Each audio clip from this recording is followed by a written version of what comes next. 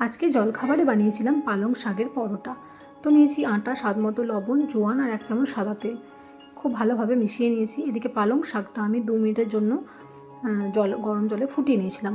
তারপর এটাকে একটা কাঁচা লঙ্কা আর সামান্য একটু আদা দিয়ে একটা ঘন পেস্ট বানিয়ে নিয়েছিলাম। তারপর আটার মধ্যে ভালোভাবে এটাকে মাখিয়ে নিয়েছি। সামান্য একটু আমার জলের প্রয়োজন পড়েছিল, তাই জল দিয়ে ভালোভাবে মাখিয়ে নিয়েছি। তারপর এটাকে 15 থেকে 20 মিনিটের জন্য রেস্টে রেখে দিয়েছিলাম। তারপর এটাকে দুরকমভাবে আমি বেলে নিয়েছি, পরোটার আকারে আবার রুটির আকারেও বেলেছি। তারপর চাটুর মধ্যে এপিট ওপিট বেশ লালচে করে ভেজে নিলেই তৈরি হয়ে যাবে চটজলদি এই ব্রেকফাস্ট পালং শাকের পরোটা। খেতেও বেশ ভালো হয়েছিল। তোমরা বাড়িতে অবশ্যই ট্রাই করতে পারো।